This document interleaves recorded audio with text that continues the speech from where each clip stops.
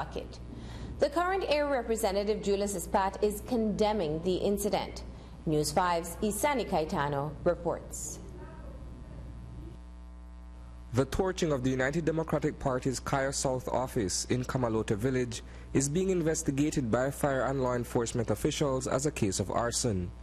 Sometime before midnight on Thursday, Roaring Creek police were summoned to an area along the George Price Highway where they discovered this elevated wooden structure engulfed in flames. The building is the campaign office of U.D.P standard bearer Ralph Huang. He was on his way home after a night of campaigning in Valley of Peace when he was alerted of the fire. When we're heading back to home and on the way, we are about to reach a wake in Ontario. Then I received a phone call that the office in Camalote get burned. Then I turned around with my colleague and we see the flames, we see the smokes. And not long after fire engine reached and police arrived, and the people around the neighborhood, they came out and to check what's going on. By the time they did, the building was consumed in totality, leaving very little, if anything, that could have been saved. Huang believes the fire was deliberately set. I think there's the person who called the fire engine and police. He was the first, he and his friends, right, was just passing through and he see the flame came out, then he jumped in to grab one street branch, tried to out the fire, but was too late already. He saw one, something like a basket or bucket and contain flammable liquid, and the fire just started to catch. Yeah, it's not electrical problem. Yeah, according to the eyewitness statement, yeah. Do you believe that this sets you back in any way in terms of your campaign in Cayo South and your efforts to reach out to the residents of that large community?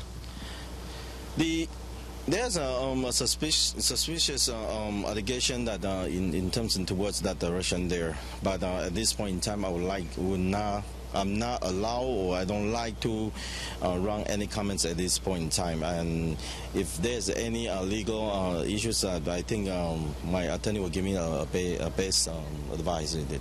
But while Huang awaits legal advice, allegations are that the fire was intentionally set by a supporter or supporters of his political opponent. His rival in Cayo South is incumbent PUP area representative Julius Espat. He vehemently denies any knowledge or involvement in the crime and condemned the act as unwarranted. We found out last night that there was a fire. We don't condone those actions. If it is a U.D.P that did it, if it's a PUP that did it, or anybody that did it, it's something that is wrong, and we condemn it.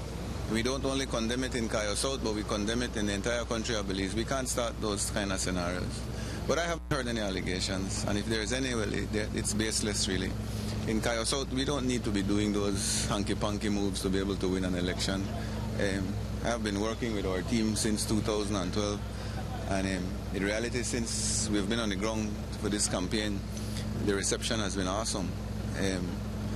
The reality is we don't have any opposition because all the hardcore, formidable forces that they had the last time in 2012 don't vote here anymore.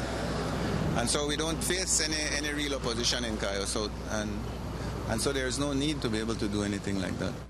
The building, measuring 20 by 30 feet, is valued at $24,500, while its contents were valued at $7,500. Police continue their investigation. Reporting for News 5, I am Isani Caetano. In late September, 200-plus persons became new Belizeans. The group of 213 persons from a diverse number of countries took the oath to become new citizens of Belize.